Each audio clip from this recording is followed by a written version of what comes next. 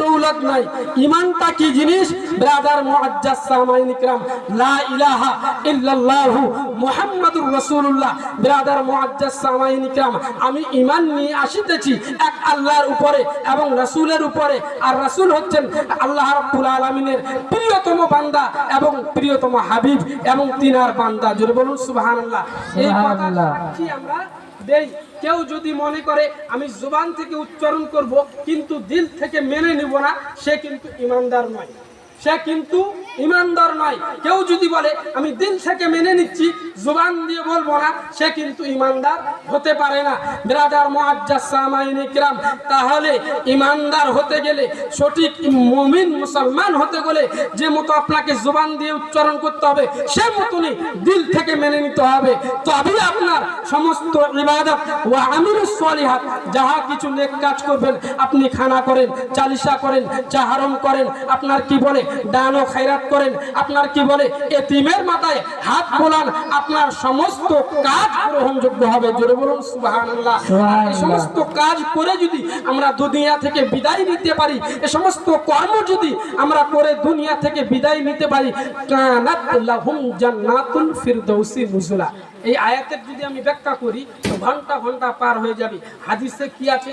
হাদিসে আপনার কি তাফসীর আছে? ব্রাদারানে মিল্লাত ইসলামিয়া একটি হাদিস বলে দেই, তার মধ্যে আকীদার মধ্যে এই ঈমানটার মধ্যে সবথেকে আপনার এই যে আমরা করছি নেক কাজ, এগুলো হচ্ছে আমল, আর বিশ্বাসটা কি হচ্ছে? এটা হচ্ছে আকীদা। কারো যদি আকীদা খারাপ থাকে, কারো যদি আকীদা নষ্ট থাকে, তার ঈমান কি গ্রহণযোগ্য হবে? ব্রাদারানে মিল্লাত ইসলামিয়া মুসলিম শরীফের প্রথম হাদিস, কি বললাম? মুসলিম শরীফের প্রথম হাদিস। একজন বললেন যে আমি তাকদীরকে বিশ্বাস করি না, তাকদীরকে, কিসমতকে বিশ্বাস করি না, এই কিসমতটা বিশ্বাস করি না। তো আল্লাহর হাবিব বললেন, কেউ যদি ওই উহুদ পাহাড় দেখছো, এই উহুদ পাহাড় সমতুল্য 3টি উহুদ পাহাড়ের নেক কাজ করে, আর যদি বলে যে আমি তাকদীরকে বিশ্বাস করি না, তার নেক কাজ কোনো কাজের নয়, তার নেক কাজ সমস্ত বরবাদ, সমস্ত নেক কাজ বরবাদ। ব্রাদারানে মিল্লাত ইসলামিয়া, তাহলে বুঝতে পারলাম এই আপনার তাকদীরকেও বিশ্বাস করতে হবে। আমানতু বিল্লাহি ওয়া মালাইকাতিহি ওয়া কুতুবিহি ওয়া রুসুলিহি ওয়াল কদরি খাইরিহি ওয়া শাররিহি মিনাল্লাহি তাআলা ওয়াল বাসি বাদাল মাউত, এই সমস্তর উপরে আপনাকে ঈমান রাখতে হবে। যদি আপনার ঈমান এদিক ওদিক হয়ে যায়, তাহলে আপনার ঈমান গ্রহণযোগ্য হবে না। সেই রকমই ব্রাদারানে মিল্লাত ইসলামিয়া, নবীর ইলমে গায়বটাও একটা ঈমানের হিস্সা। নবীর ইলমে গায়ব কেউ যদি ওয়াক্তি স্বীকার করে, নবী মুস্তাফা ভবিষ্যতের বাণী জানতেন না, নবী মুস্তাফা নূরের তৈরি নয়, নবী মুস্তাফা মাটির তৈরি ছিলেন, নবী মুস্তাফা হাজির নাজির নয়, নবী মুস্তাফা হাজির নাজির হতে পারেন না, এ সমস্ত আকীদার জিনিস, এ সমস্ত আকীদার জিনিস মুসলিম শরীফ আপনার কি বলে? হ্যাঁ, আপনার বাপ আপনার হচ্ছে ঈমানের বাবে, আপনার আল্লাহর রাসূল দোজাহানের বাদশা। আমি খুব তাড়াতাড়ি বলছি, কেননা বক্তা, প্রধান বক্তা বসে আছেন, তিনাকে বসিয়ে রেখে আমি 2-4টি কথা বলছি, খুব তাড়াতাড়ি বলছি।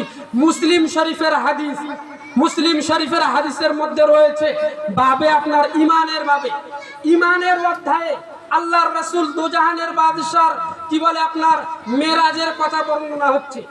ঈমানের অধ্যায়ে মেরাজের কথা বর্ণনা হচ্ছে। এবার ঈমানের অধ্যায়ে মেরাজের কথা কেন? ঈমানের অধ্যায়ে তো আরো অন্য কিছু বলতে পারতেন, মেরাজের কথা কেন? ব্রাদারানে মিল্লাত ইসলামিয়া মেরাজের কথা বলছেন। আল্লাহ রাসূল বললেন যে আমাকে জিবরিল আমিন একটি বুরাক নিয়ে নিতে আসলেন সর্বপ্রথমে বাইতুল মুকাদ্দাসে। খুব তাড়াতাড়ি বলছি, এদিকে একটু ধ্যান দেবেন। বাইতুল মুকাদ্দাসে গেলেন, বাইতুল মুকাদ্দাসে যাওয়ার পরে হযরতে জিবরিল আমিন আমার হাতে, নিজের হাতে করে 2টি গ্লাস নিয়ে আসলেন। একটি গ্লাস ছিল শরবতের আর একটি গ্লাস ছিল আপনার দুধের। ব্রাদার মুআজ্জাজ সামাইন ইকরাম, নবী মুস্তাফা বলেন আমি দুধের গ্লাসটা হাত বাড়িয়ে নিয়ে পান করলাম। জোরে বলুন সুবহানাল্লাহ।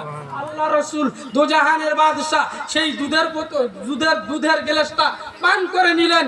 হযরতে জিবরিল আমিন বললেন ইয়া রাসূলুল্লাহ আপনি ফিতরত কো চুরা है, अपनी फितरत को चुना है। ब्रादरान मिल्लत इस्लामिया एक ताशरी देखते जान, जिबरिल आमीन কেন বললেন ফিতরতকে হাসিল করলেন।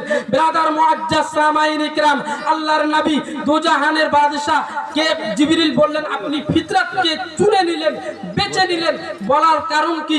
ব্রাদার মুআজ্জাজ সামাইন ইকরাম, জিবরিল বলছেন হে আল্লাহর রাসূল, আপনি যদি এই দুধ না পান করে শরবতের গ্লাসটা পান করে নিতেন বা অন্য হাদিসে